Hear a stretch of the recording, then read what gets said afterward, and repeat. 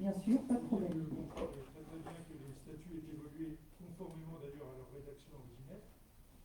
Et j'ai déposé lors du dernier conseil syndical une autre proposition de modification des statuts auprès de la présidente, partant du constat que le gentleman agreement qui existait jusqu'à présent, à savoir l'alternance de présidence entre les deux communautés de communes, qui avait bien fonctionné jusque-là, a été tout à coup remis en cause par le président de l'autre communauté de communes. Et donc je propose cette modification qui dit la présidence du pays sud-creusois est exercée alternativement par un ou une élue de la communauté de communes Creuse-Sud-Ouest et par un ou une élue de la communauté de communes Creuse-Grand Sud. La durée du mandat de président est de 3 ans. Ça veut dire que dans le cadre d'un mandat municipal de 6 ans, chacune des deux communautés de communes exerce la présidence du pays sud-creusois pendant la moitié du mandat, soit 3 ans, ce qui nous permet de travailler dans une relation de confiance retrouvée.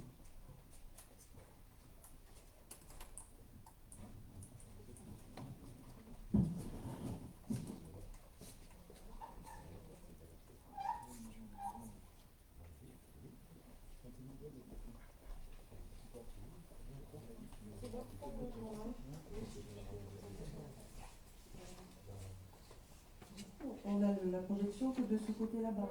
Ah. Donc du coup, je commence à présenter un petit peu. Oui, j'ai mis des post-it. On a la mission d'être synthétique sur quelque chose qui fait 2 pages. Alors je vais essayer, vous m'excuserez si je n'y arrive pas.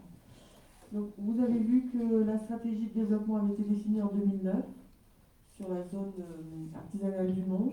Et il était question de l'étendre à l'ouest, au sud et à l'est, et de requalifier ce qui existait déjà. Donc du coup, vous allez avoir deux cartes, et on va vous montrer de quelle parcelle il s'agit. Et sur ces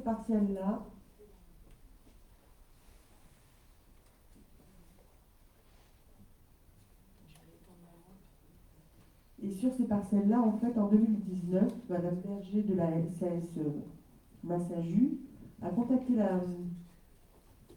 la communauté de communes. C'est plus joli.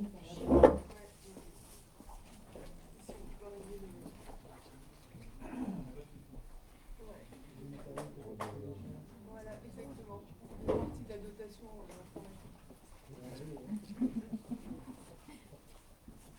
ce sont les trois extensions de zone qui étaient prévues, c'est pour resituer la zone sud. Pardon. Excusez-moi, c'est parce qu'à chaque fois on nous demande où ça se trouve. Donc du coup on a pris un plan général de la zone du Mont. Et donc il y avait 3 parties qui étaient prévues en extension. La zone est du côté d'Electrolux, là, ici.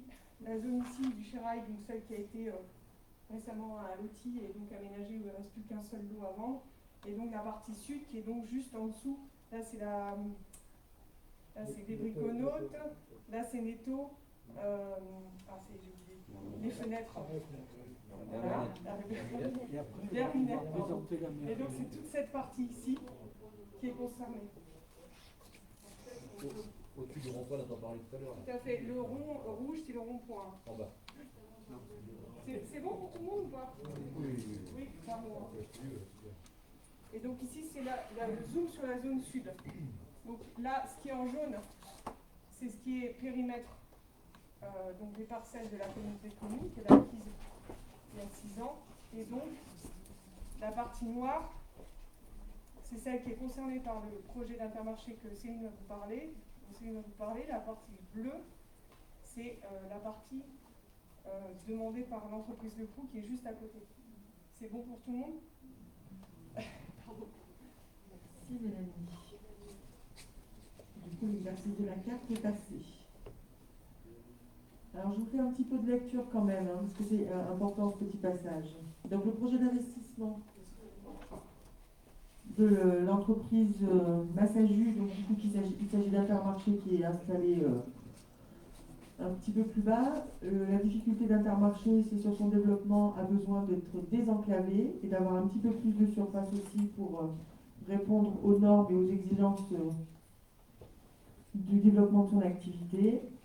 Donc le projet d'investissement est évalué à 5 millions d'euros hors taxes. Donc ça sera la construction d'un bâtiment de 4500 m² avec une surface de vente de 2500 m², une réserve de 400 m² et une capacité d'accueil de 147 places de parking, dont 15 électriques, c'est pas anodin. Sur une surface de foncier recherchée de 2,40 hectares. Alors, ce qui est intéressant du coup, c'est que ça renforce, il y aurait un renforcement des équipes de salariés, a priori 15 équivalents temps plein envisagés.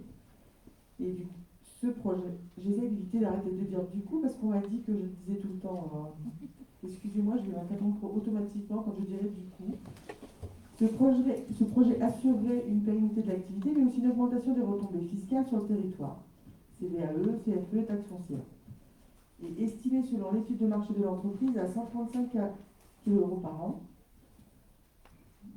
Alors, ah oui, on a éteint. Bon, vous avez vu de toute façon les parcelles. Donc, l'ensemble des parcelles concernées, plus le petit bout de parcelle qui appartient encore à la commune de Luçon, équivaut à une surface prévisionnelle de 25 325 m². Il y a une attente de découpage pour la partie parcelle de la demande de l'entreprise Le Pro. Alors, sur le processus, je fais court. Alors, sur la pertinence du projet, entreprise à taille humaine conservée sur le territoire, maintien d'un service de proximité et développement du maillage. Et puis pour ceux qui pendant le confinement ont découvert les services de l'Intermarché, ils se sont bien positionnés sur la prestation de services aux personnes pour la livraison à domicile par exemple. Le processus demanderait un permis de construire, une demande d'autorisation d'exploitation commerciale, un avis favorable de la commission départementale, etc., etc., et aussi un prêt de la part de l'entreprise concernée. Où est le montant? Je ne sais pas si on a le montant. Alors après, sur le volet, combien on le vend? 8 € hors taxe du mètre carré. Il y avait bien eu un prix de vente initial sur les parcelles nues viabilisées de 10 € hors taxe du mètre carré, avec un pourcentage de participation pour l'assainissement. Ça a été soumis à de grandes questions et d'échanges entre les différents interlocuteurs de la Comcom et de la commune. Et la réponse, on est à 8 € du mètre carré parce que ces parcelles, on n'a pas l'assainissement en charge, pas la viabilisation en charge. Et donc du coup, c'est l'entreprise Intermarché qui le fera. Et pour information, France Domaine avait estimé la valeur vénale du foncier à 3 € du mètre carré. Alors, avant de passer au vote, est-ce qu'il y a des questions? Je suis sûre qu'il y en a.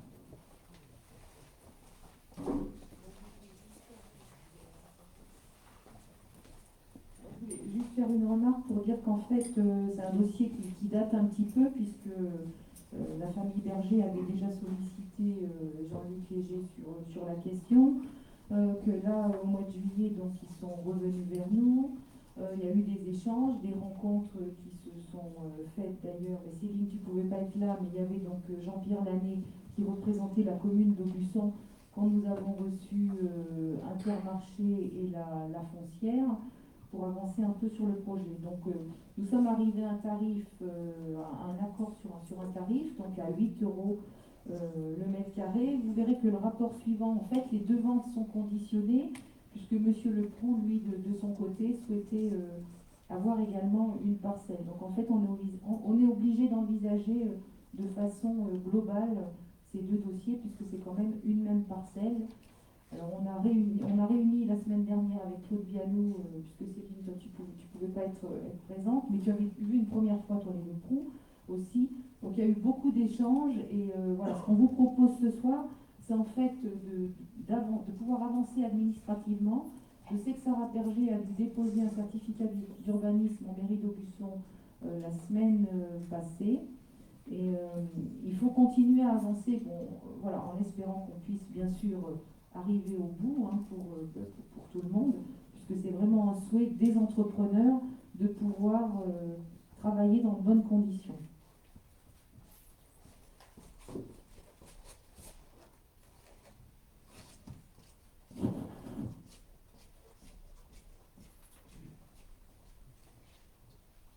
Je souhaite rappeler un petit peu l'historique de ce dossier. il y a un certain nombre d'années maintenant, la commune d'Aubusson a vendu son dernier terrain disponible à Mme Berger, un terrain de 9500 mètres carrés, pour y installer l'Intermarché. Oui, l'Intermarché. À l'époque, il y avait une commission départementale des activités commerciales, une CDAC, avec donc instruction par les services de l'État sur le bien fondé de la demande. Et donc la CDAC s'est prononcée négativement pour l'installation d'Intermarché là où est aujourd'hui le Netto. Ça a été une douche froide pour Mme Berger, porteuse du projet. Elle a donc saisi la commission nationale, la CNAC, et je l'ai accompagnée à l'époque à Paris dans cette commission nationale, où tout semblait indiquer qu'elle aurait satisfaction. En fait, il n'en a rien été, et la CNAC a également émis un avis défavorable.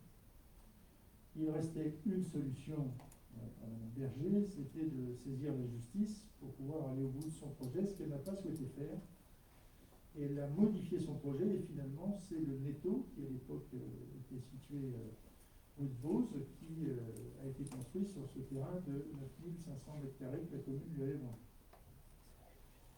Et l'Intermarché est resté là où il était. Lorsque nous avons fait les acquisitions qui ont permis de créer les réserves foncières, les 3 réserves foncières sur la zone, la première réserve foncière était prévue effectivement pour desserrer des entreprises existantes, et ce qui est globalement ce qui a été fait.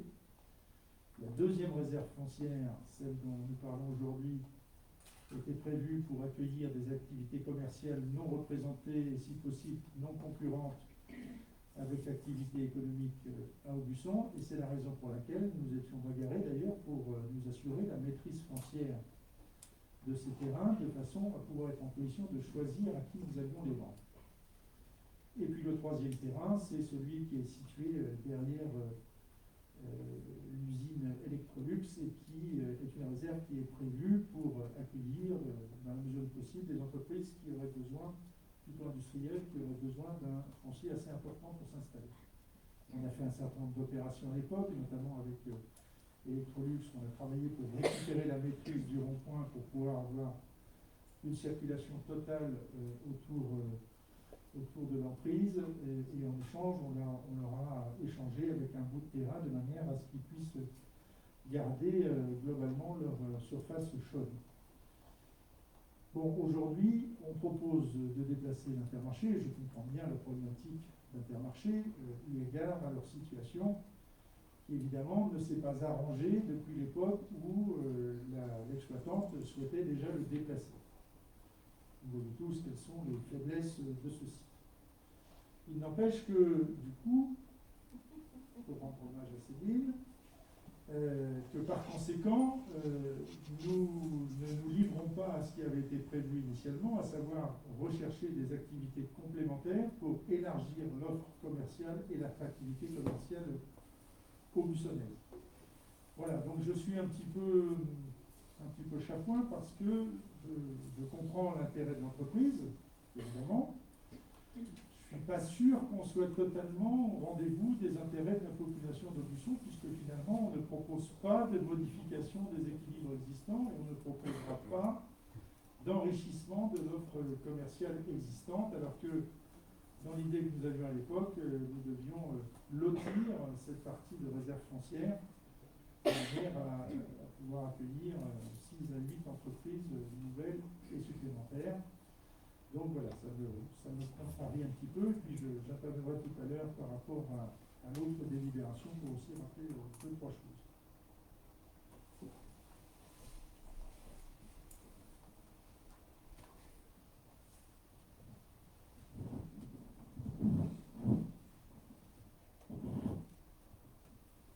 Oui, je voulais demander, j'ai vu dans la présentation qu'il est dit que la commission départementale d'aménagement commercial avait donné un avis favorable. C'est ce qui est écrit. C'était déjà réuni. C'était quand où on attend. C'est sous réserve.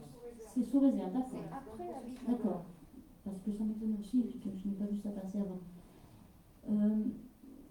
Je pense que la seule chose, je pense que le projet est très intéressant. Effectivement, ce magasin a besoin d'évoluer. C'est un acteur économique majeur sur la ville. C'est une offre intéressante. Moi, ce qui me gêne un petit peu, c'est qu'il y a même une extension de la surface de vente de 1000 m² de plus. Par rapport à 1500 aujourd'hui, on passe à 2500. Le reste, c'est de la rivière. C'est énorme. Je pense que peut-être que le projet est un peu surdimensionné. J'ai une petite inquiétude quand même de l'extension de gamme de produits qui pourrait être préjudiciable au reste du commerce de la ville. Vous voyez ce que je veux dire? Voilà, donc ça c'est pour être à voir. Et l'autre point sur lequel je voudrais qu'on ait un peu de vigilance, c'est sur que va devenir l'ancien bâtiment. Je vois qu'il y a une phrase qui dit la communauté de communes sera attentive à la requalification du sol local. Ça c'est très important. On a déjà, là où était Netto, on a une friche aujourd'hui. Il y a eu d'autres acteurs, mais maintenant on n'a plus rien. Donc ça c'est très important qu'on ne se retrouve pas avec des entrées de ville. Je pense que vous devez être sensible à ça, monsieur le maire, avec des bâtiments à l'abandon. Donc voilà, je ne sais pas comment on peut accompagner aussi l'entreprise dans leur projet, parce qu'ils sont propriétaires de ce bâtiment, je pense, hein, c'est le cas. Comment on peut les accompagner aussi vers un autre projet? Ils ont certainement des souhaits pour que ça ne reste pas une friche. Mais je découvre là 1000 € de plus de surface de vente, ça me chiffonne un peu. Enfin, en tant que commerçante, je vous le dis franchement. Sinon, le projet me paraît très pertinent, personnellement.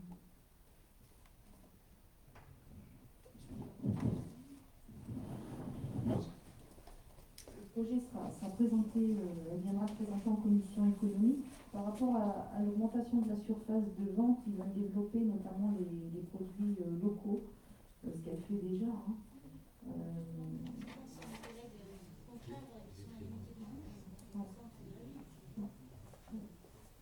Mais c'est plus sur l'alimentaire, je pense qu'elle soit développée en tout cas.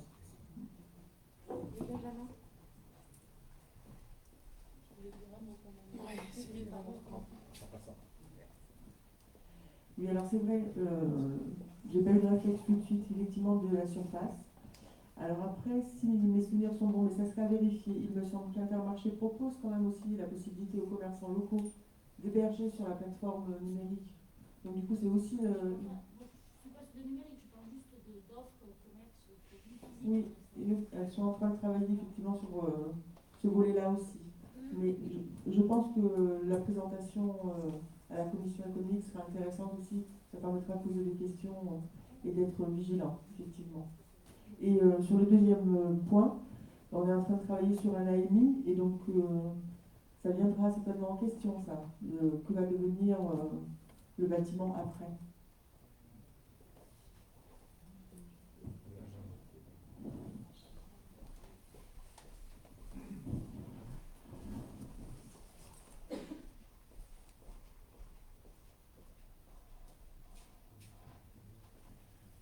Oui, je rejoins un peu les interrogations qu'ont pu émettre les élus d'Aubusson sur ce projet.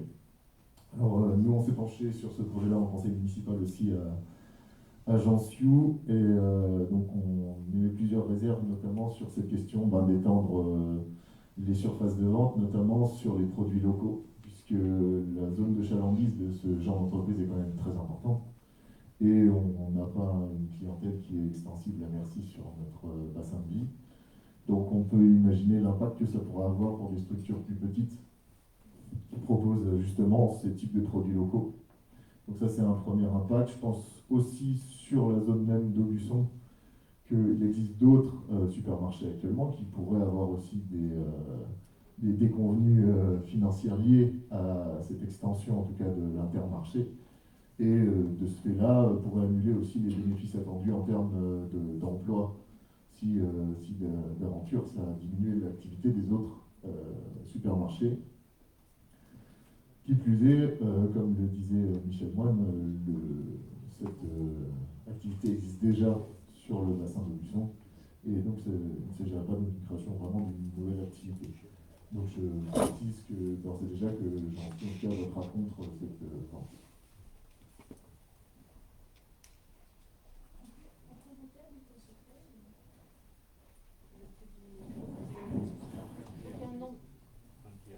Un tiers demande le vote à bulletin secret. Je partage aussi des inquiétudes de Jansiou, puisque moi je pense qu'on va à l'encontre de l'histoire. En étendant les surfaces commerciales, on prend le risque d'avoir c'est-à-dire sur Aubusson, d'avoir les mêmes déconvenus qu'il y a eu sur Guéret, en vidant depuis sa substance le centre-ville. Il y a des nouveaux commerces qui se sont installés sur Aubusson, je pense à une fromagerie, qui vendent déjà des produits locaux. Il y a la cave et l'épicerie fine à côté.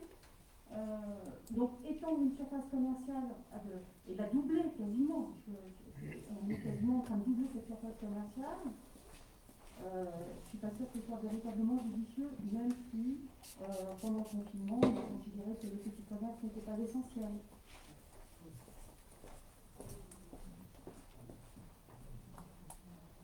La question qui se pose, c'est la taille de la parcelle dans le Est-ce qu'il y a vraiment besoin de 2,5 hectares? Le netto, vous visionnez, il est sur une parcelle d'un peu moins d'1 hectare. Il est sur 9500 mètres carrés. Je veux bien que l'inter, ce soit plus grand qu'un netto, mais que là, 2 fois et demi plus grand. C'est le parking.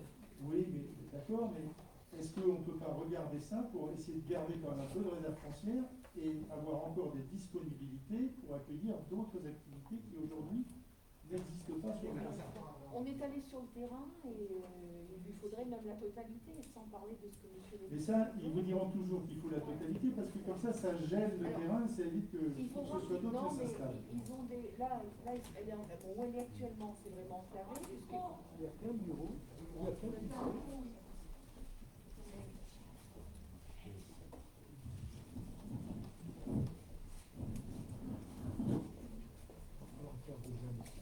Où est Intermarché là, actuellement, elle est vraiment enclavée puisque les camions ont des difficultés.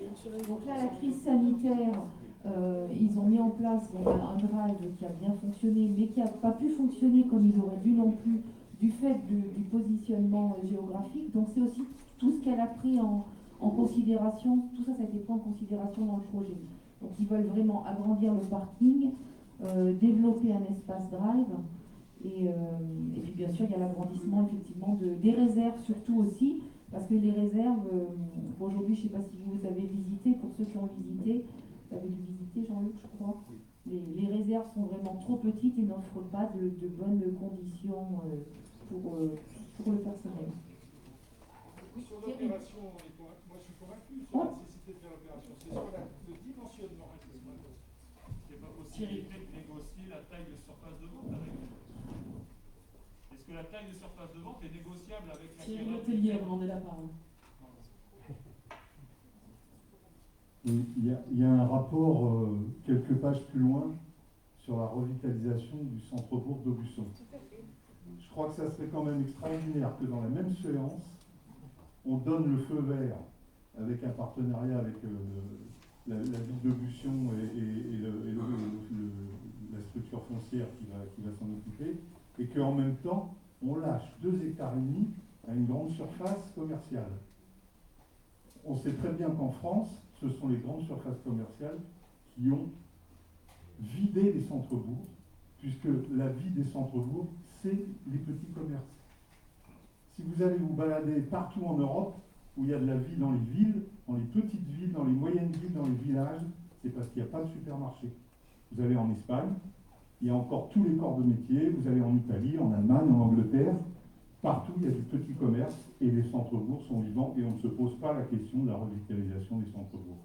Et nous, on risque dans la même séance de donner notre aval à une action sur la revitalisation du bourg-centre de notre communauté de communes Aubusson et en même temps de risquer de happer encore de l'activité commerciale et de la mettre en périphérie.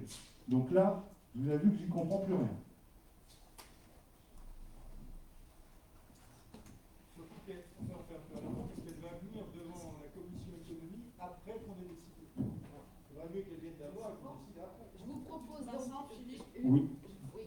Allez-y. Juste, est-ce que, moi je découvre, je suis un néophyte, est-ce qu'il y a des possibilités de négociation avec l'acquéreur quant à la taille de la surface de vente en elle-même, même si on ne parle pas forcément du terrain a priori, la surface de vente, qui est un juste équilibre qui soit fait, que la surface de vente par exemple, qu'on impose que la surface de vente ne soit pas supérieure au bâtiment actuel, parce qu'effectivement le bâtiment est vétuste peut-être mal située, voilà. Mais est-ce qu'il est possible d'inclure dans la vente une négociation qui ferait qu'elle s'engage à ne pas augmenter sa surface de vente par rapport à l'actuelle, quoi. Le problème, c'est la surface de vente, Marie, qui peut justifier derrière les investissements de 5 millions d'euros. Souvent, il y a un ratio, et on peut voir avec elle faut certainement d'autres profils qui vont financer un engagement. Mais peut-être dans une réflexion, pour moi, le projet me paraît. Le débat est intéressant, hein, donc l'entreprise, c'est important pour notre territoire, et toutes ces questions sont très importantes, bien sûr. Hein. Donc l'entreprise, elle est là depuis 30 ans. Le projet, ça fait 15 ans, je pense en gros, qu'elle cherche effectivement à délocaliser l'Intermarché de Douillet pour aller plus sur l'extérieur. Puisque Michel, tu as parlé tout à l'heure, tu avais été sollicité, toi, sur la zone déjà.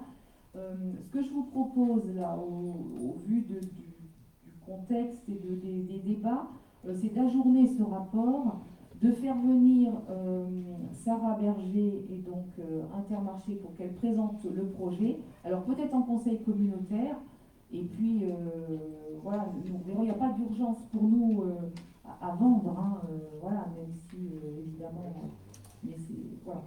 Si vous en êtes d'accord, je vous propose d'ajourner le rapport. Oui. C'est quand même délicat. Une entreprise qui veut faire un investissement de 5 millions d'euros. Alors certes, on peut avoir plan pour le petit commerce. Elle va se retrouver environ 800 mètres plus loin, elle l'est. Actuellement, il y a des gens qui vont à Intermarché à pied. Ils ne monteront pas à pied en haut, ça je vous le garantis. Pour moi, les grandes surfaces ne sont pas incompatibles avec les petits commerces de ville, ils sont complémentaires. Quelqu'un qui va en grande surface n'aura pas forcément les moyens d'aller dans le petit commerce de ville. Donc je pense que vous avez beaucoup trop de craintes, et là on est devant une entreprise qui va faire un investissement de 5 millions d'euros, qui va créer de l'emploi, et qui pour moi ne va pas créer de déséquilibre. Il va juste y avoir un confort de travail pour les salariés, pour l'entreprise, et des nouvelles normes qu'elle doit respecter dans la création d'un nouveau commerce. C'est pour ça qu'elle augmente les surfaces. Si c'est pas viable, elle ne va pas s'amuser à investir 5 millions d'euros. Donc je trouve que j'ai entendu des craintes. Excusez-moi, quand vous avez du terrain, il n'y a personne qui vient dessus, vous gueulez. Quand vous avez du terrain et que quelqu'un veut investir, ça ne va pas vous gueuler. Je ne comprends plus. Je vous comprends plus. Franchement, qu'on puisse avoir des interrogations, oui, mais des craintes. Là, je ne vous comprends plus. Intermarché, on ne peut pas le prendre comme un grand groupe chez nous. C'est quelque chose qui existe depuis 30 ans. Vous avez des voisins qui travaillent à Intermarché. Donc ne le prenez pas comme une multinationale qui va venir nous bouffer, pas du tout. Il y a des gens qui ont besoin d'Intermarché Aubusson pour faire leurs courses. Voilà, tout le monde n'a pas les moyens de faire que du petit commerce. Et c'est pas pour autant que les petits commerces vont en pâtir, je vous le garantis, et pour cause, puisqu'ils vont aller encore plus loin, et des gens qui n'ont pas de mobilité n'iront pas à pied.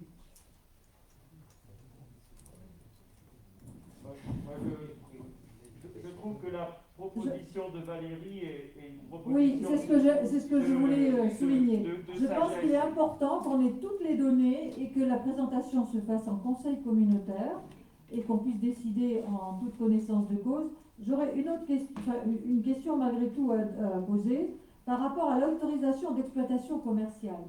L'a-t-elle déposée?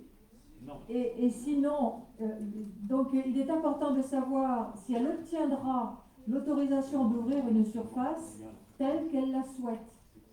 Donc il faut malgré tout que l'on ne s'engage pas. Si cette autorisation ne peut pas être accordée, on ne peut pas non plus céder un terrain sans qu'il y ait la certitude que son projet peut voir le jour.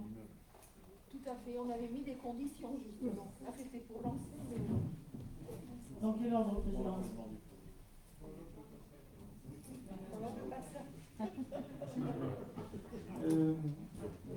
Moi, je suis assez d'accord avec l'idée de reprendre un petit peu de temps pour ça. Ensuite, je voudrais dire que depuis 20 ans, Aubusson a toujours été très sensible à ménager les équilibres qui existent entre la grande distribution, qui est quelque chose de nécessaire, et le commerce de centre-ville, qui ne l'est pas moins, surtout comme dans une ville comme Luçon, dans un territoire comme le nôtre. Et enfin, je voudrais dire, donc ça me convient bien la proposition, et sinon, dans les soucis que j'ai, quand on décidera de leur vendre quelque chose, il faut mettre une clause de retour. Si le projet ne se fait pas, le terrain doit être repris par la communauté de communes, parce qu'il faut garder cette maîtrise foncière. Quelqu'un qui nous achèterait un terrain, qui ne fait pas son projet, puis ensuite, et ben là, on n'aurait plus du tout le choix de qui va s'installer. Donc c'est important de garder le choix, parce que choisir, c'est un acte par définition politique. Voilà, donc c'est ce que je voulais ajouter.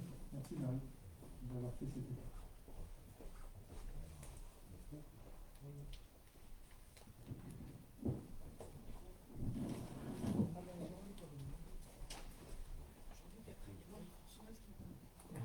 Merci. Bon, à mon tour, je vais saluer la proposition de la présidente. Je crois qu'il y a une proposition de sagesse ce soir. Oui, Philippe, bien sûr, la communauté de communes a besoin d'argent et un gros chèque comme ça, évidemment, ça peut être attirant. Mais tu te souviens quand nous avons refusé de vendre à Lidl, le chèque était peut-être encore plus gros, mais nous n'avons pas voulu, pour ne pas mettre cette fois-ci trop le commerce de centre-ville en difficulté avec ce grand groupe d'origine allemande. Donc, bien sûr, nous avons besoin d'argent, mais pas à n'importe quel prix. Mais c'est pas ce que tu voulais dire, hein, je ne te fais pas ce procès-là, Philippe. Mais bon, on ne peut pas accepter tout projet sous peine qu'évidemment nous avons toujours des difficultés budgétaires. Moi, c'était l'histoire de défendre le projet parce que... Marie-Françoise Hayez a demandé la parole. Oui, c'était simplement aussi pour dire, effectivement, on n'est pas contre Intermarché. Il ne s'agit pas d'éradiquer Intermarché au profit des commerçants du centre-bourg. Bien sûr qu'il faut les deux, mais Intermarché existe là où il est. Doubler sa surface commerciale, c'est forcément au détriment des commerçants centre-bourg qui proposent les mêmes produits régionaux. Voilà, donc il faut, comme on l'a dit précédemment, il faut maintenir cet équilibre qui est fragile et ne pas suivre l'exemple de Guéret qui a détruit son centre-bourg au profit des supermarchés périphériques. Voilà. Ça, c'est mon opinion.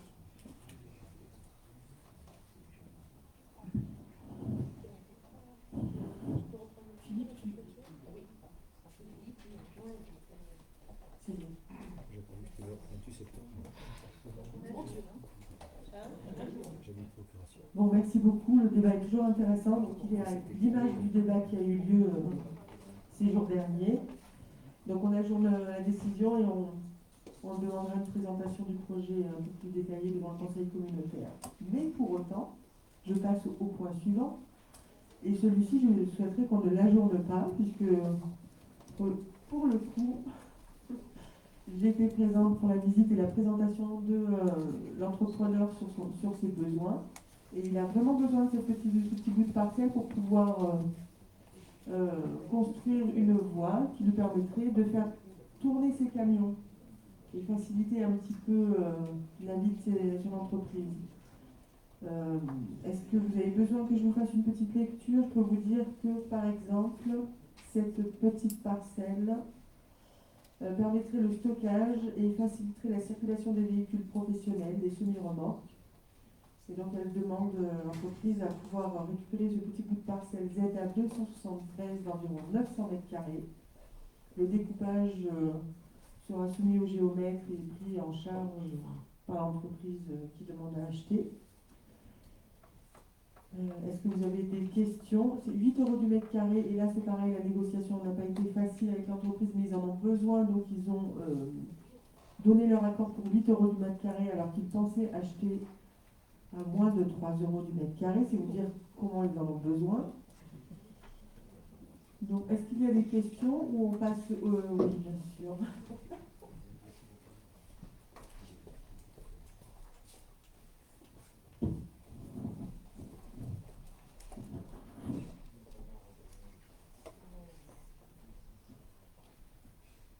suis pour 3 euros le mètre carré. Mais une condition. La famille Leproux possède 2 parcelles sur la zone qui sont derrière les établissements chauffés. Ces 2 parcelles font 8303 mètres carrés. Elles sont vides depuis 30 ans. Donc moi je suis d'accord pour vendre les 900 mètres carrés à 3 euros, mais pas méchant. Nous puissions récupérer les 8303 mètres carrés à 3 euros. Et peut-être à ce moment-là, trouver une destination économique à ces 2 parcelles qui, depuis 30 ans, sont totalement improductives. Donc j'entends les besoins de l'entreprise en question. Ils les avaient déjà exprimés à l'époque où je présidais la communauté de communes, et je comprends bien qu'effectivement il y a une problématique pour faire tourner ces camions sur la parcelle qu'il a déjà. Mais voilà, les choses, c'est souvent assez intéressant de les replacer dans un certain contexte. Et il a une réserve de 8303 mètres. Le vendons-lui à 3 euros, à condition qu'il me le vende aussi à 3 euros. Et si vous voulez, c'est la commune qui l'achète.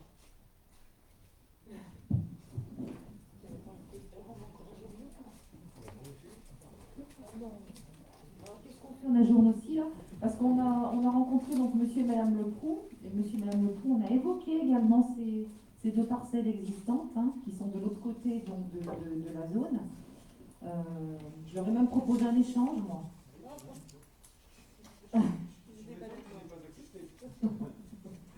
Voilà. Donc, non. Bon, quand on est parti, il nous a même dit 8 euros, vous m'achetez à 8 euros mes parcelles, parce que je vais les vendre. Il faut consentir 3 euros, c'est plus important. Voilà. Non, il nous a clairement dit qu'il souhaitait les mettre en vente et s'en charger lui-même. Voilà. C'est exactement la situation qu'il faut éviter et dont nous nous sommes donné les moyens d'éviter. C'est-à-dire qu'ils ont acheté ces parcelles il y a 30 ans à un certain prix et ils spéculent finalement 30 ans après sur des parcelles qui n'avaient pas vocation à être spéculatives. Donc effectivement, quand on vend un terrain, il faut mettre une clause de retour de 5 ans. Si jamais le terrain, si l'opération n'a pas été menée, il faut que la communauté de communes puisse le récupérer au prix où elle l'a vendu pour trouver un autre porteur de projet qui effectivement utilise ce foncier pour créer une dynamique économique. Parce que ce terrain, il l'avait acquis à qui? Ah, oui.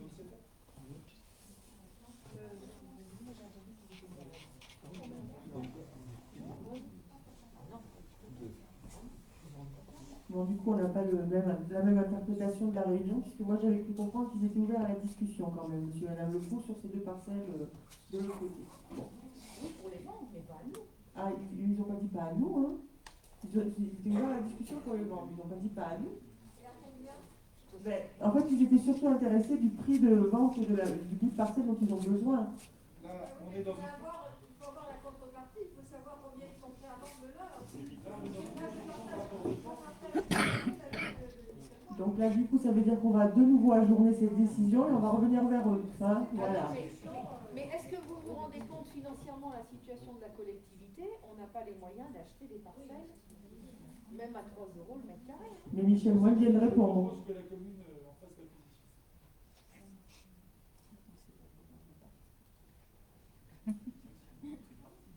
Bon, c'est un sujet que on ajourne et on reviendra vers vous après avoir rencontré monsieur et madame Leproux et lui avoir proposé une solution. Qu'est-ce que... Ça retarde encore leur situation à eux. Hein. Mais au moment, il faut comprendre qu'il y a des situations dont il faut se servir si on veut faire avancer l'intérêt public. Voilà, une fois que les décisions sont prises, c'est terminé, on n'a plus de levier. On est déjà allé à leur rencontre 3 fois, 2 fois. On a discuté avec eux. C'était déjà pas évident parce qu'on part de loin aussi. Hein. Une proposition à moins de 3 euros. On arrive, nous, on demande 8. Voilà. Après, il en a besoin clairement de aussi pour travailler. Il transfère son siège social donc, en début d'année à Aubusson, puisque jusque-là, il est sur Croze. Le micro, peut-être, le micro. Je sais pas. Vous m'entendez pas? Et Michel, les terrains dont tu parlais, là, pourquoi il ne les a pas utilisés Je suis incapable de te dire. Ouais. Ils sont tout à fait... À l'époque, Philippe émus en disant qu'il fallait les exproprier. Alors, pour exproprier, il faut avoir un motif d'intérêt général. On ne peut pas exproprier parce que ça nous fait plaisir d'exproprier. Mais non, ils sont tout à fait constructibles, évidemment. Concrètement, un leader pourrait s'y installer, acheter le terrain et l'installer ou pas? N'importe qui, oui. C'est pour ça que je pense qu'il vaut mieux qu'on récupère la maîtrise foncière.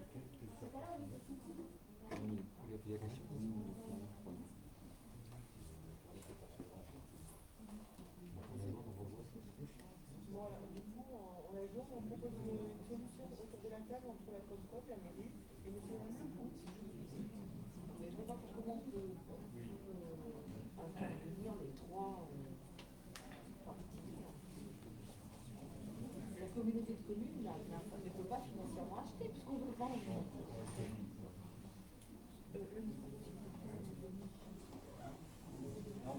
Mélanie. Donc du coup, comme on est un petit peu tous interrogatifs sur la suite à donner, et que la communauté de communes n'est pas en capacité d'acheter, on est d'accord. Si effectivement ils étaient vendeurs à 3 € le mètre carré sur ces deux grandes parcelles. Donc la question est, l'interlocuteur collectivité territoriale aujourd'hui, c'est la commune en fait. Hein. Mais c'est la communauté de communes qui vend ces livres. Donc du coup, comment est-ce qu'on fait alors là? Parce que là, on est sur une quadrature de cercle, on tourne en rond.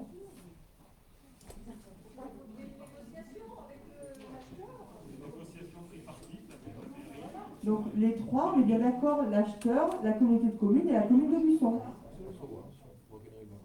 Très bien. Donc ce que je vous propose, c'est que nous ajournions malheureusement cette décision aussi et que très rapidement, nous organisions une rencontre avec les trois parties. Et on va essayer de trouver une solution qui convienne à tout le monde. Alors vous entendez quand même qu'on va vendre 3 €, moins cher que ce qu'on espérait, mais c'est la collectivité, mais c'est la commune d'Aubusson qui va racheter de l'autre côté. On va voir, on va discuter. Je pense qu'il va avoir c'est la commune d'Aubusson qui va bénéficier.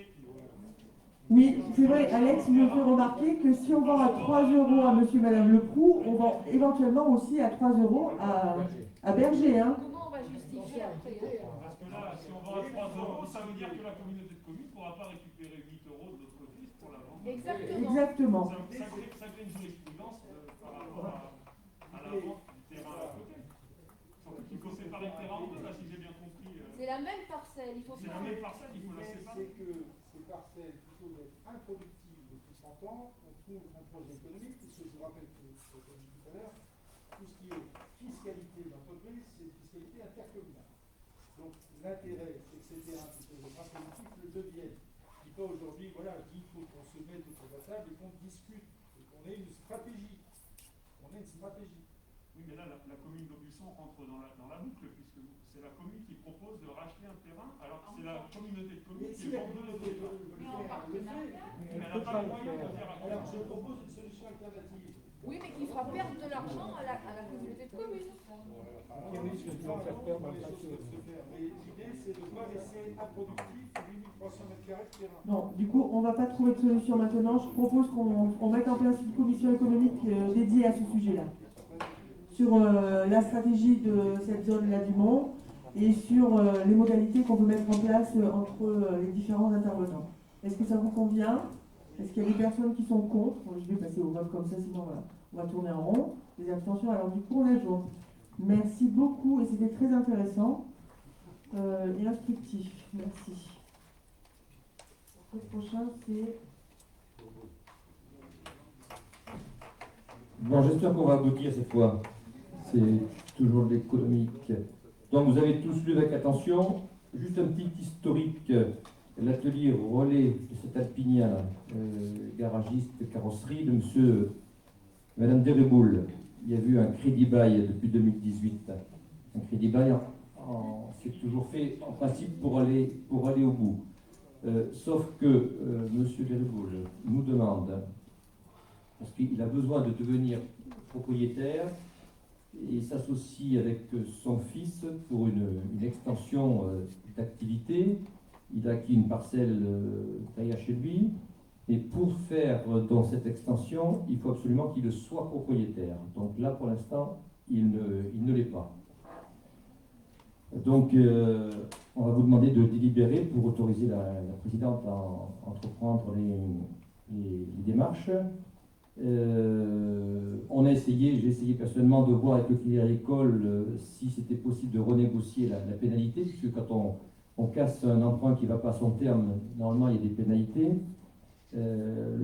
Fin de non-recevoir du Crédit Agricole. D'ailleurs, c'est un conseil qu'on peut garder en mémoire, et puis aussi dans nos mairies, quand on fait un emprunt, quel qu'il soit, même si ce n'est pas un crédit bail, et par prudence, il faut toujours négocier une clause d'éventuellement de rachat anticipé. C'est toujours une précaution, d'après ce que... Ça peut. Bon, voilà, mais bon. Donc là, de toute façon, impossible de renégocier à la baisse les pénalités. Bon, cependant, M. Deriboul reste acheteur. Une petite précision, comme il se trouve qu'il y a quelques loyers de retard, M. Deriboul proposerait dans la clause d'achat, au-delà du prix fixé, de rajouter ces loyers. On a pris des renseignements, on a pris des précautions, autant au niveau du notaire que de la trésorerie, ça serait légal. L'essentiel est que la Comcom rentre dans ses frais. Alors, qu'il ne lui reste pas de dette ou de pénalité à ce niveau-là. Donc on a le droit de payer un loyer en voie d'emprunt. Quelque part, oui. Oui, c'est une bonne question. C'est une bonne question.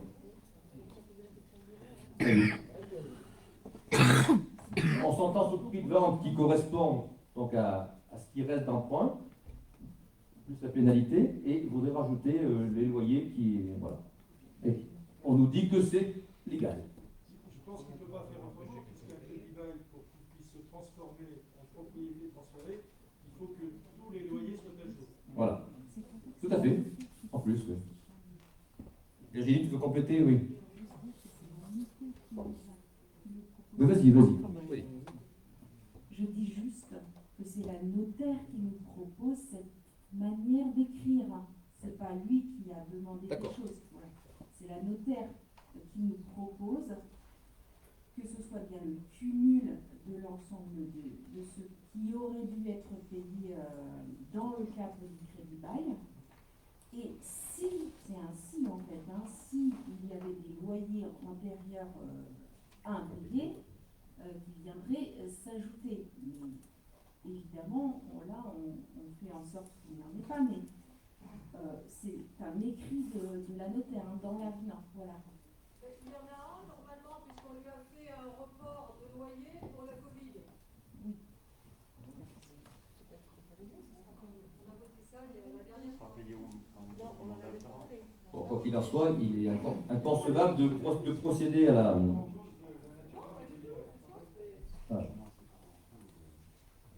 Il ne peut pas racheter en devant des loyers, de toute façon, c'est inconcevable. Bon, quoi qu'il en soit, est-ce que vous êtes, à moins qu'il y ait d'autres questions, est-ce que, donc, comme c'est formulé, on met au voie d'autoriser la présidente à préparer et à signer l'avenant et de dispenser la garage de Reboul d'adresser une lettre recommandée 3 mois à l'avance afin de lever l'option d'achat. Vous lisez comme moi sur la partie en vert. Bon, je pense que là, c'est pour faciliter quand même aussi quelles que soient les réserves que certains peuvent avoir, d'autoriser donc l'extension de cette activité.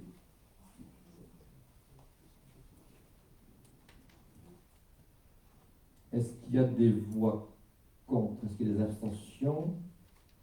Bon, je vous remercie. Et naturellement, vous aurez des informations dans les conseils communautaires suivants.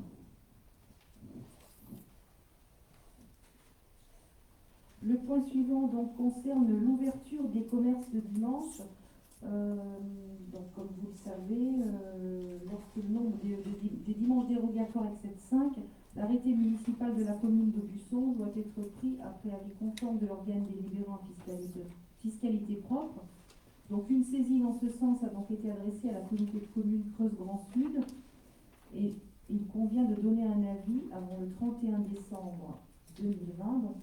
d'ouverture en 2021 proposée par le conseil municipal d'Aubusson en concertation avec les commerçants. Et donc nous avons une date à rajouter qui nous a été proposée aujourd'hui donc, par la mairie d'Aubusson. Il faut ajouter la date du 24 janvier 2021 qui sera le dimanche des soldes d'hiver. Donc le 4 avril, le dimanche de Pâques, les 12, 19 et 26 décembre pour Noël 2021, le 23 mai la fête des mères et le 31 octobre la Toussaint. Voilà. Est-ce qu'il y a des questions? Vous allez délibérer en conseil municipal? Vous allez délibérer? Ouais. Donc est-ce qu'il y a des votes contre? Des abstentions? Je vous remercie. Le point suivant concerne donc un soutien de principe au dispositif de redynamisation des centres-bourgs et de contractualisation de territoire. Donc il s'agit pour la communauté de communes de présenter la candidature aux côtés des communes, puisque dans le cadre de ses compétences et du projet de territoire, un des enjeux prioritaires donc, de Creuse Grand Sud, c'est d'accompagner les projets de développement et des projets à la redynamisation des centres-bourgs du territoire. Donc ça concerne trois volets. Donc l'appel à manifestation d'intérêt revitalisation centre-bourg. Donc pour notre territoire, seul Aubusson pouvait candidater donc à cet appel à projet. Donc la commune d'Aubusson, en collaboration avec la communauté de communes et la mission revitalisation centre-bourg du contrat de cohésion et de dynamisation ouest et sud creusois, a préparé une candidature donc à l'appel à manifestation d'intérêt revitalisation centre-ville, centre-bourg de la région Nouvelle-Aquitaine. Donc la communauté de communes et la commune d'Aubusson travaillent ensemble. Actuellement, les services travaillent pour co-construire cette candidature. Si la candidature est retenue, il s'agira d'établir ensuite une convention cadre dans laquelle seront définis notamment des enjeux thématiques partagés et délais d'établissement du schéma stratégique d'intervention, des besoins éventuels en matière de diagnostic et d'études à construire, de l'ingénierie à mettre en place et des missions, et éventuellement des opérations susceptibles d'être mises en œuvre à court terme. Donc cette candidature doit être déposée avant le 31 décembre 2020. C'est donc pour ça que nous devons délibérer ce soir. Il y a deux autres dispositifs également qui sont proposés par l'État aux collectivités. Il s'agit du dispositif donc Petite Ville de demain. Là, ce sont les communes d'Aubusson et Felletin qui ont pré-candidaté au dispositif Petite Ville de demain. Donc ce programme vise à donner aux élus des communes et à leur intercommunalité de moins de 20 000 habitants qui exercent des fonctions de centralité et présentent des signes de fragilité, des moyens en fait de concrétiser leur projet de revitalisation pour redevenir des villes dynamiques où il fait bon vivre et respectueuses de l'environnement. Donc il y a une démarche là aussi des services de la communauté de communes avec les communes concernées. Et le troisième point, c'est le contrat territorial de relance et de transition écologique. Donc il s'agit là de la suite du contrat de ruralité. La transition écologique, le développement économique et la cohésion territoriale constituent des ambitions communes à tous les territoires. Elles doivent être traduites de manière transversale et opérationnelle dans la contractualisation. L'ambition de simplifier et d'unifier les dispositifs de contractualisation existants avec les collectivités. Donc on vous rappelle que la communauté de communes Creuse Grand Sud bénéficie d'un contrat de ruralité 2017-2020 qui a permis de soutenir plusieurs actions menées par les communes au travers de financement DETR et DECIL spécifiques. Ce sont 20 actions sur 10 communes et une sur le PCI, l'aménagement d'entrée de la zone d'activité du Mont, qui ont été retenues au contrat pour environ 4 millions d'euros d'investissement, qui ont reçu un montant d'aide d'État de 2,12 millions d'euros. Donc il s'agit en fait de construire ensemble un contrat. Il est donc proposé de valider le principe que la communauté de communes prépare et dépose aux côtés des communes une candidature au dispositif AMI Petite Ville de demain, ainsi qu'avec les partenaires au contrat territorial de relance et de transition écologique, et donc de m'autoriser à préparer et valider ces candidatures et à signer tout document relatif à ces dispositifs.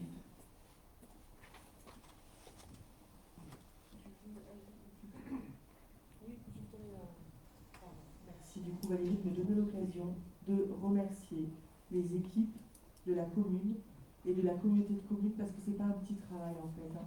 Entre récupérer l'ensemble des documents et des études qui ont été faites durant ces dernières années, regarder les différents objectifs des AMI, du dispositif revitalisation de centre-bourg, d'intégrer ça dans les actes de la région, le projet de territoire de la Comcom, et puis du coup, pour moi, d'apprendre à travailler ensemble avec les équipes de la communauté et de l'intercommunalité, c'est un bel exercice de début de mandat, et j'espère qu'on va réussir à vous transmettre un document joli et accessible à la compréhension, et que tous les élus puissent se l'approprier sur l'ensemble du territoire aussi.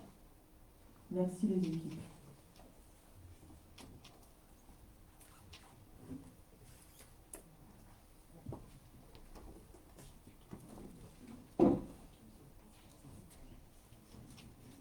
Sur le dispositif Petite Ville de demain, donc auquel prétend Felletin et Aubusson, il y a 20 communes creusoises qui prétendent donc avoir ce label en quelque sorte, comme Guéret a eu de son côté, donc est rentré dans le programme Action Cœur de Ville. Bon, c'est une très bonne chose, puisque bon, il y a quand même des financements d'action, il y a l'entrée dans un réseau, il y a de l'aide à l'ingénierie.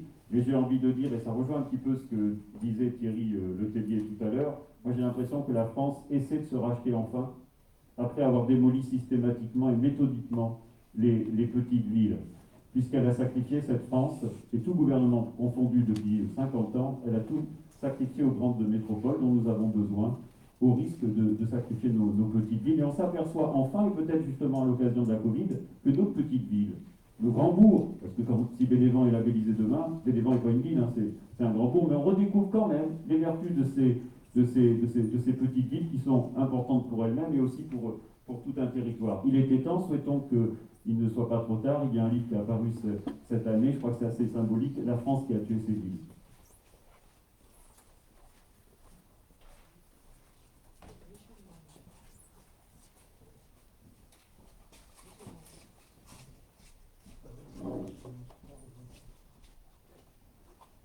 Je voudrais dire que je m'associe au mot près à ce qu'a dit Céline, et remercier moi aussi les équipes de la communauté de communes, de la communauté et de la région qui ont travaillé ensemble. Rajouter que le secrétaire général, je me tournais vers René à l'instant pour savoir si elle avait eu quelques mois de la préfecture, nous a donc confirmé que nos candidatures respectives étaient retenues. Donc ça, c'est déjà une très bonne nouvelle. Et enfin, insister sur les stratégies qui sont en train de se mettre en place, et on sent bien dans la période qui est devant nous à quel point il est important de proposer, d'abord de partager un constat et une situation, et ensuite de proposer des perspectives partagées aussi. Voilà, donc je pense que c'est une délibération extrêmement importante et augure d'un travail important qui va ensuite nécessiter aussi d'ailleurs des recrutements qui sont prévus et cofinancés par les différents acteurs, que ce soit l'État, la région, et qui vont permettre, pour ce qui concerne la commune d'Aubusson, de s'attacher les services d'un chef de projet ou d'un chargé de mission supplémentaire. Donc ça, c'est aussi une bonne nouvelle qui viendra en appui sur le déroulé de ces opérations.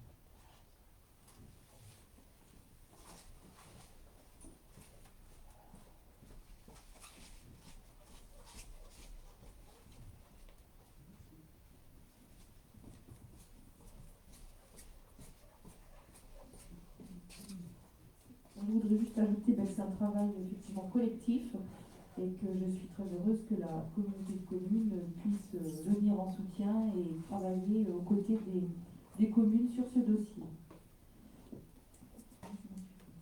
Donc je vais vous proposer de voter. Est-ce qu'il y a des abstentions? Des votes contre? Je vous remercie. Le point suivant concerne la convention d'études de redynamisation du centre-ville d'Aubusson. Et donc c'est Paul Diallo.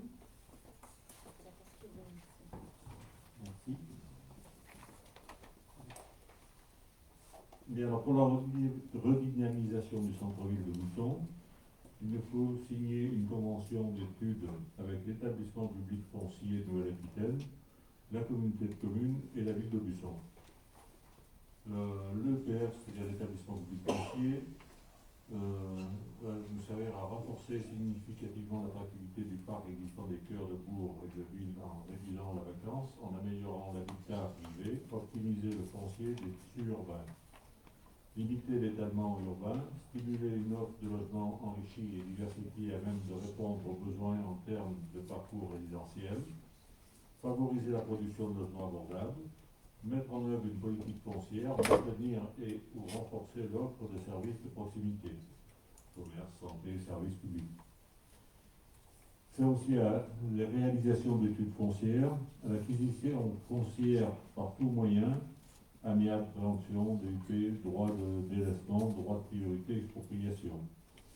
Portage foncier, éventuellement gestion des biens, recouvrement, perception de charges diverses, participation aux études menées par la commune, réalisation de travaux, notamment de déconstruction, dépollution ou mesures conservatoires, revente des biens acquis, encaissement de subventions afférentes au projet pour qu'elles viennent en déduction du prix de revente des biens ou remboursement des études. Voilà, oui, le reste, bon, peut-être tout le monde l'a lu, je suppose. Voilà, est-ce que vous avez des questions sur cette convention ?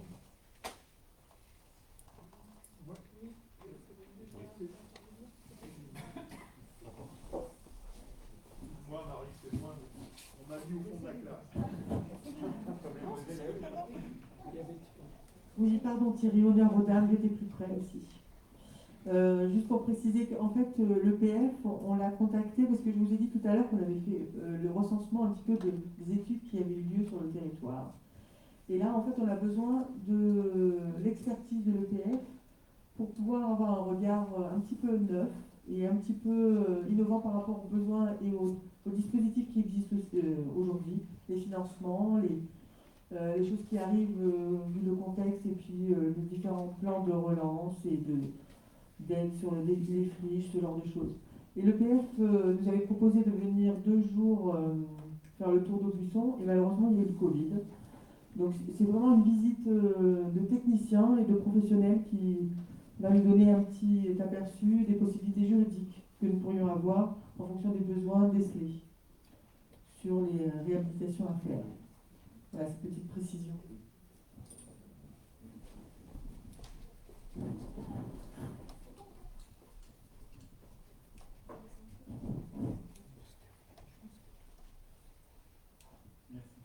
Oui, moi c'est pas une question sur le processus à venir, c'est plutôt sur le passé. On avait contacté, il me semble, l'EPF il y a quelques mois ou quelques années à propos de la friche Salandrouze.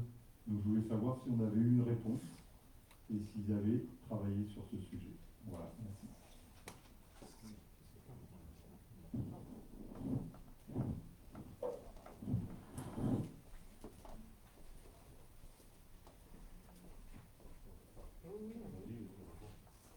Oui, donc très clairement, on avait rencontré donc, le directeur de l'EPF il y a maintenant peut-être 3 ans.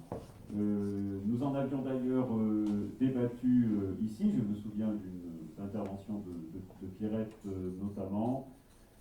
Mais il est vrai qu'ensuite, rien ne s'est fait. Bon, comment dire, c'est un dossier particulier. Hein, donc, tout a été bloqué à partir du moment où cette affaire a été portée auprès de la Chambre régionale des comptes. Voilà. Nous avions tout de même signé, il me semble, une convention cadre. Hein, voilà. Mais en fait, nous ne l'avons pas fait vivre, à moins qu'une commune ait eu un recours à l'EPF. Moi, je sais que nous sommes allés à Faux-la-Montagne il y a environ 1 an, pour évoquer notamment l'immeuble Bouteille. Pour ceux qui connaissent Faux savent où c'est. Voilà. Je ne sais pas si d'autres communes ont rencontré l'EPF sans qu'on soit au courant, ce qui est tout à fait possible, mais en réalité, peu de choses se sont faites, alors même que c'est un outil qui fonctionne bien, et qui, à mon avis, n'a que des vertus. Voilà.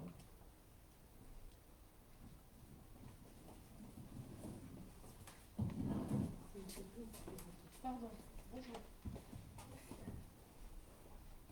Bien. Oui, il y a d'autres questions?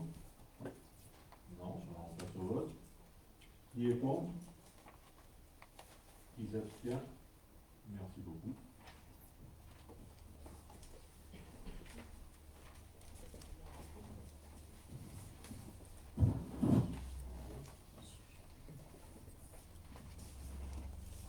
On continue.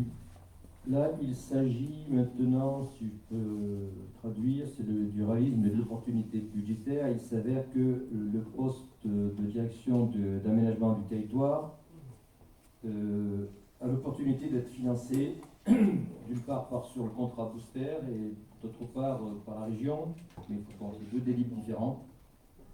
Là, on a l'opportunité donc sur les sommes allouées par Booster d'avoir une aide financière de 50% du salaire de cet agent, donc une aide qui serait ramenée à 20 000 euros pour respecter le plafond. Vous avez des 100 000 euros acquis sur 5 ans.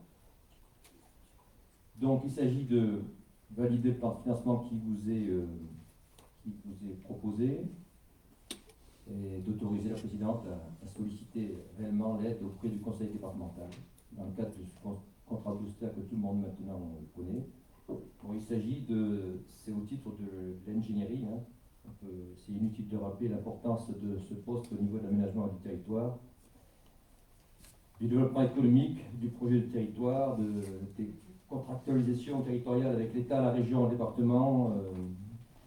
Voilà l'importance de ce poste, donc qui est, pour ceux qui ne le savent pas, qui est tenu par Mélanie Lenuse. Donc un peu comme pour les agents de l'eau et rivière, dont les postes sont largement financés par l'agence de l'eau, on ne peut pas s'interdire, je pense, d'accepter, surtout dans la période actuelle, ces sommes. Donc est-ce qu'il y a s'il n'y a pas de questions, est-ce qu'il y a des abstentions ou des voix contre le fait que la présidente donc sollicite cette aide pour financer en partie, donc à hauteur de 20 000 euros, ce poste. Donc je vous remercie.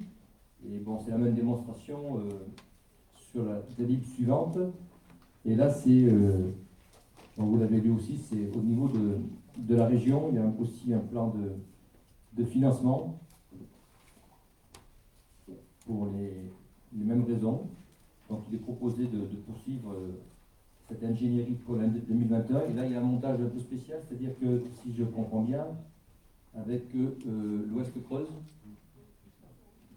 Si tu veux compléter, Président. Non, c'est bon. Voilà.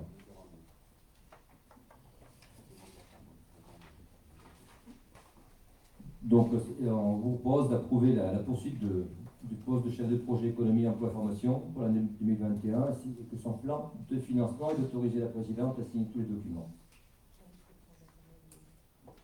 Tu veux prendre la parole en suivant? Ouais. Donc, je le mets au vote d'avant. Non, Jean-Luc, tu veux amener des précisions.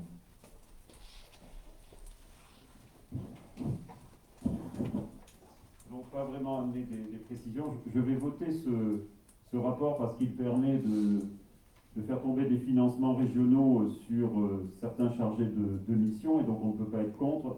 En revanche, je vais redire, désolé pour ceux qui étaient déjà présents, je vais redire ce que j'ai dit à la réunion du Pays Sud-Creusois. Si vous prenez le tableau qui est en haut de la page 22, moi je ne crois pas qu'on puisse bien fonctionner comme ça. Quand une seule personne s'occupe sur la revitalisation des centres-bourgs ou sur la croissance verte d'un territoire qui va de la souterraine à Felletin, ça je n'y crois pas du tout, quels que soient les mérites professionnels de la personne en question.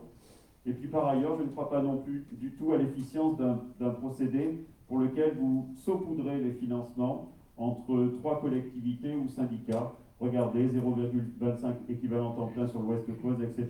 Donc on avait fait remonter l'an dernier, la nouvelle présidente du Pays Sud-Creusois l'a fait remonter à nouveau à la région. Bon, pour l'instant, les choses ne bougent pas, donc on est content d'avoir des financements, mais par contre, je ne pense pas que cette façon-là de les répartir soit efficient pour les thématiques en particulier des centres-bourgs et de la croissance verte, 2 thématiques majeures. On en a parlé tout à l'heure pour les centres-villes et les centres-bourgs, mais je ne pense pas que ce soit comme ça qu'on fasse du bon travail.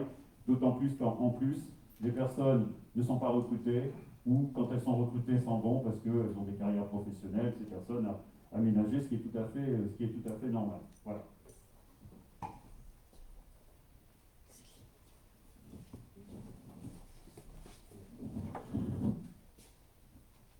Bien, du coup, on pourrait dire effectivement, Jean-Luc, que je pourrais être d'accord avec toi.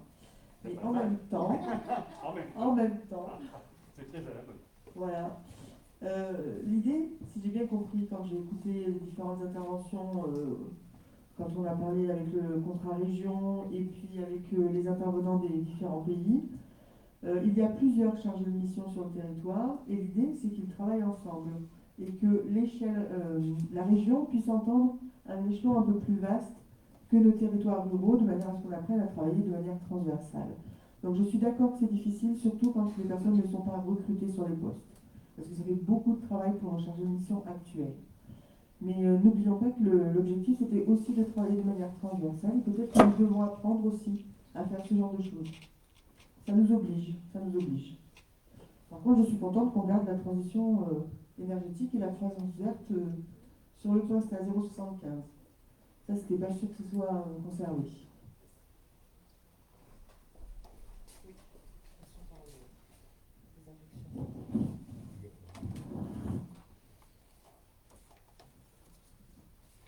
Donc pour l'aide de la région, le plan de financement, y a-t-il des votes contre, y a-t-il des abstentions?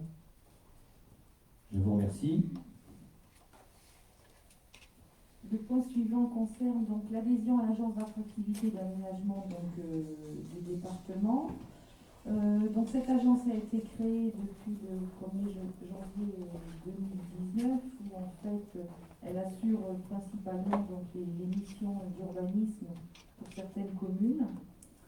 Donc l'objet principal de cette agence est d'apporter aux communes et aux intercommunalités adhérentes une assistance technique, juridique, financière dans des domaines ouverts par la réglementation ainsi qu'en matière d'application du droit des sols. Depuis novembre 2019, donc lors de son assemblée générale, l'agence a engagé une réflexion en partenariat avec le DPCI de la Creuse pour faire évoluer ses activités afin de disposer d'une expertise de qualité dans divers domaines et rendre plus attractif notre territoire, tout en conciliant une gouvernance partagée. Donc deux missions sont proposées, attractivité du territoire et aménagement du territoire. À ce titre, l'agence porte un projet alimentaire territorial en Creuse, le déploiement du dispositif DIT 23 en faveur de l'accueil des professionnels de santé, et depuis l'automne 2020, la mission d'accueil d'attractivité à l'échelle creusoise. Donc il s'agit en fait ce soir pour notre communauté de communes de formaliser l'adhésion à cette agence qui est gratuite pour le moment. Donc moi je siège au sein de cette agence. Michel Moine également fait partie du bureau donc, de l'agence. Voilà.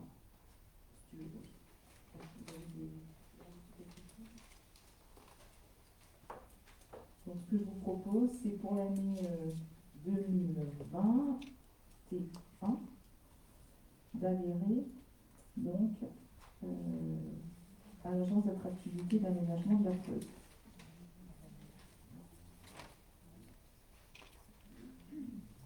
Est-ce qu'il y a des votes contre, des abstentions? Je vous remercie.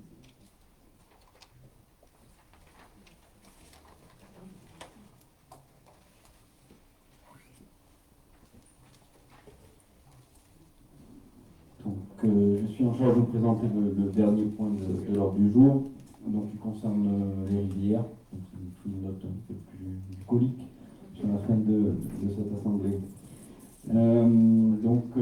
Pour rappel, donc la GEMAPI, l'entretien des rivières, est une compétence obligatoire. Et donc la dernière fois, au dernier conseil communautaire, nous avons voté les travaux qui concernait le bassin versant de la Creuse. Et cette fois-ci, donc, je vous propose de voter les travaux qui concernent le bassin versant de la Vienne, donc qui est le deuxième contrat de rivière, que nous appelons Source en Action, le bassin versant de la Vienne. Donc ça concerne les communes de Jean-Suon, Vallières et Saint-Thierry-en-Montagne. Comme l'autre fois, les travaux sont allotis, c'est-à-dire qu'il y a un lot qui correspond à chaque propriétaire, puisqu'il s'agit d'exploitation agricole. C'est tout simplement dans un but de simplifier la gestion administrative, c'est-à-dire qu'il y ait un lot par exploitation agricole et par contributeur. Autre chose aussi, un éclaircissement d'un point de vue financier, on en a parlé la dernière fois, mais il est peut-être bon de le rappeler. Ça ne coûte rien à la collectivité, puisque 80% des travaux sont financés par l'Agence de l'eau de la Bretagne, et les 20% restants sont à la charge de l'exploitant agricole. Voilà.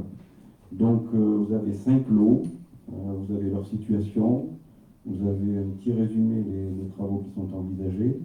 Donc le lot 1 se situe sur la commune de Lançioux, le lot 2 aussi, sur notre village, le lot 3 sur la commune de Vallières, le lot 4 sur la commune de Saint-Thierry-la-Montagne et le lot 5 sur la commune de Saint-Thierry-la-Montagne aussi. Pour ce marché, c'est un appel d'offres, une procédure négociée, il n'y a qu'un seul candidat qui a répondu, c'est l'entreprise Guichard TP. Donc l'analyse des offres finalement a été assez simple. Et donc le montant global du marché se monte à 38 583,20 € TTC. Et vous avez la répartition du lot 1 au lot 5 qui vous est précisée. Voilà. Avant de procéder au vote, peut-être s'il y a des questions. Et donc s'il n'y en a pas, je vous propose de voter ces marchés de manière à ce que la présidente puisse les signer. Ces travaux auront lieu donc dans l'année 2021, et après, plutôt dans le début d'année, suivant les conditions climatiques. Merci.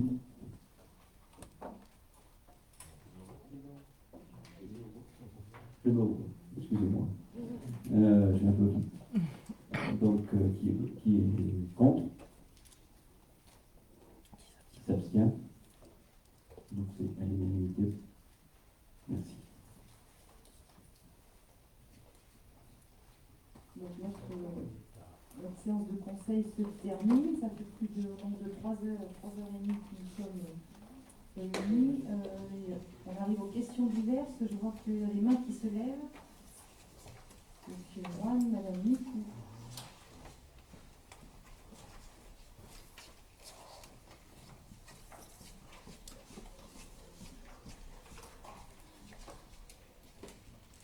Oui, merci. Ma question s'adresse à Jean-Luc Léger et à la présidente de la communauté de communes. Dans un conseil municipal dernier, la question m'a été posée de savoir comment au Augustin on choisissait les avocats ou l'avocat de la commune. Donc j'aurais posé cette question à Jean-Luc. Comment a-t-il choisi l'avocat de la communauté de communes? Maître Lefort.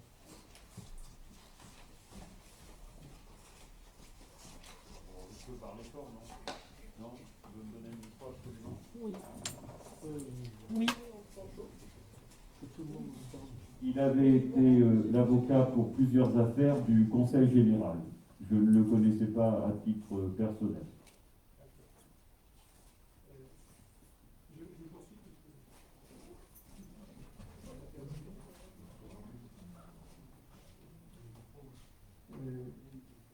Est-il exact, Jean-Luc, que donc, Maître Lefort est ton avocat dans l'affaire de la plainte de la famille de Jean-Sébastien Combe? Il est l'avocat du président de la communauté de communes. Donc c'est S-qualité. C'était S-qualité. Donc il y a quand même un conflit d'intérêts manifeste, puisque l'avocat va défendre la communauté de communes, et éventuellement toi, dont les intérêts ne sont pas forcément ceux de la communauté de communes. Il y a donc un conflit d'intérêts. Qui le paye? C'est la communauté de communes, dans le volet qui te concerne? Pour l'instant, il n'y a eu aucune facture ni rien qui n'a été envoyé à la communauté de communes. Qui doit le payer? C'est toi? Alors, je ne me suis jamais posé la question et personne n'a posé de s'est soucié.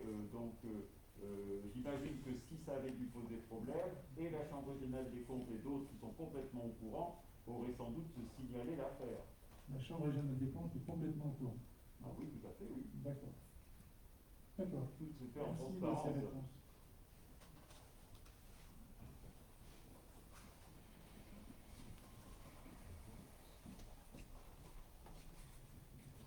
Oui, lors du dernier conseil communautaire, nous avions abordé une question qui concerne tout le monde, c'est-à-dire celui du foyer de Jean-Sioux. Depuis, nous avons eu une rencontre avec le directeur de la page et avec le président. Donc, je pensais qu'on recevrait tous un compte-rendu de la réunion qui nous a réunis un certain nombre, puisqu'il y avait Benjamin Simon, il y avait la maire de Jean-Sioux, Madame Jean Blanc, donc Valérie, tu étais présente, Jean-Luc Léger était absent, et Michel Moine aussi, donc il y avait moi-même, j'étais présente, M. Saint-Rat et Denis Prieuré qui étaient présents. Donc je ne sais pas si tu veux faire un compte-rendu, peut-être pour tout le monde ce serait utile de savoir où on en est aujourd'hui, puisque il nous manquait un élément malgré tout lors de cette réunion, c'était la position de Bourganeuf. Je ne sais pas si on a quelque chose depuis.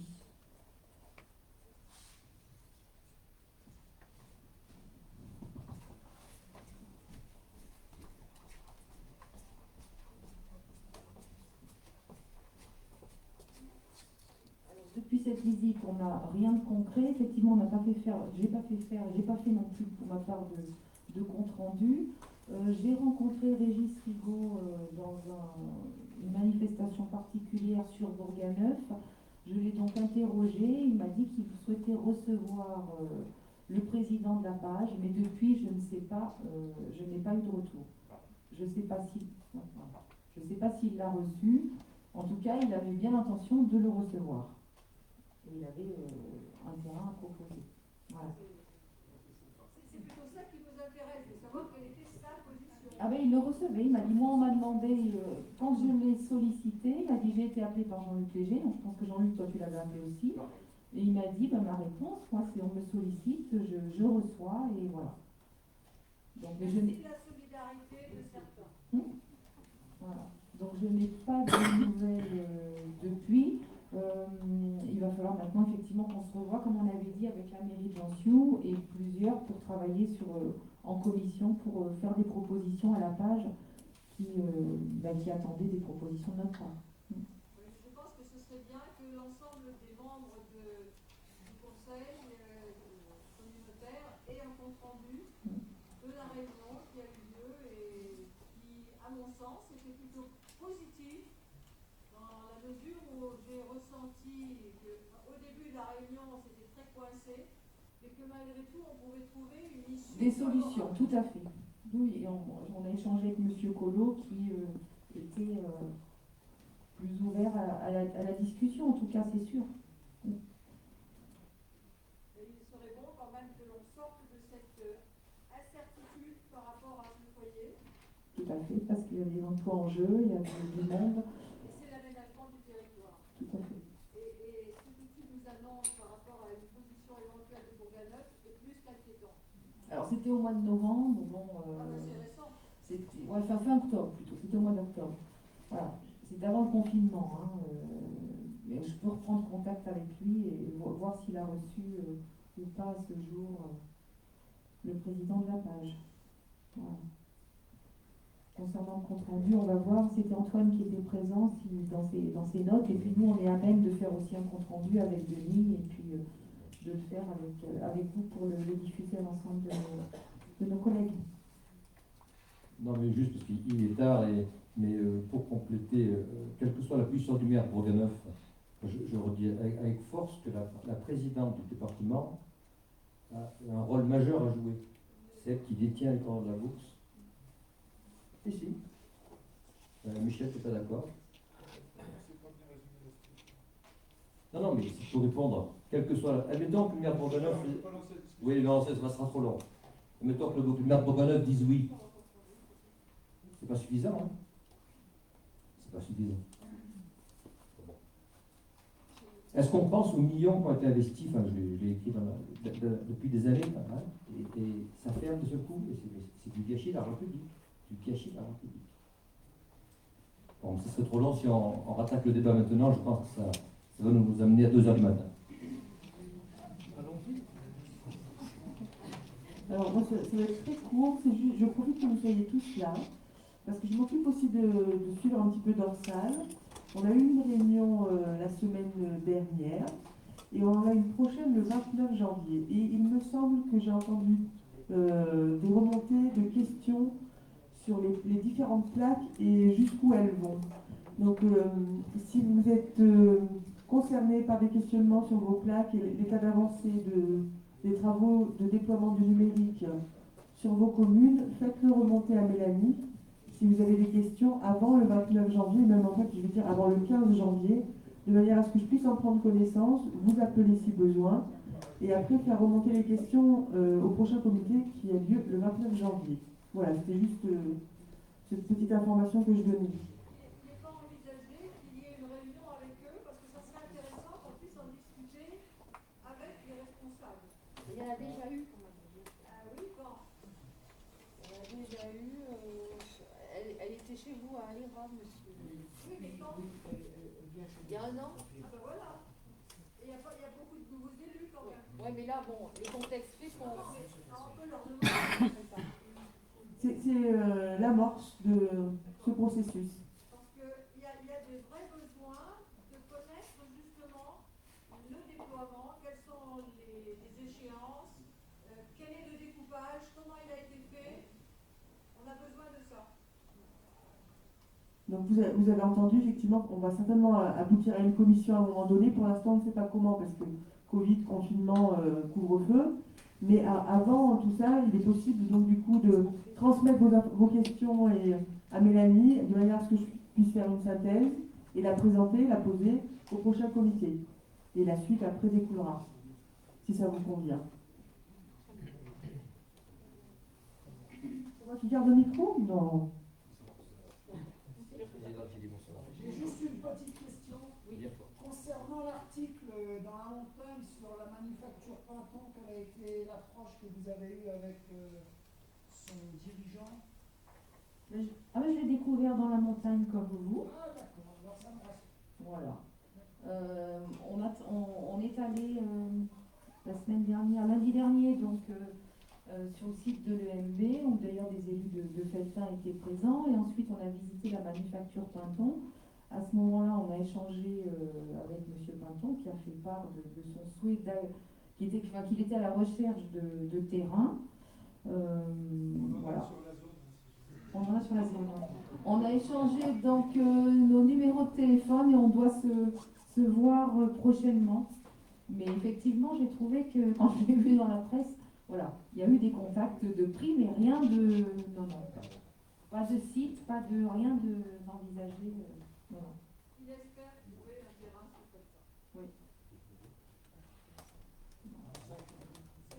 Restez dans son... Oui. Alors c'est un très gros projet, c'est vraiment un projet important, puisque c'est une mutualisation d'une teinturerie avec la filature Fonti et puis la filature Terrac. C'est un projet important pour le territoire, avec des emplois, des créations d'emplois derrière. Et puis toute la filière laine qui serait vraiment valorisée.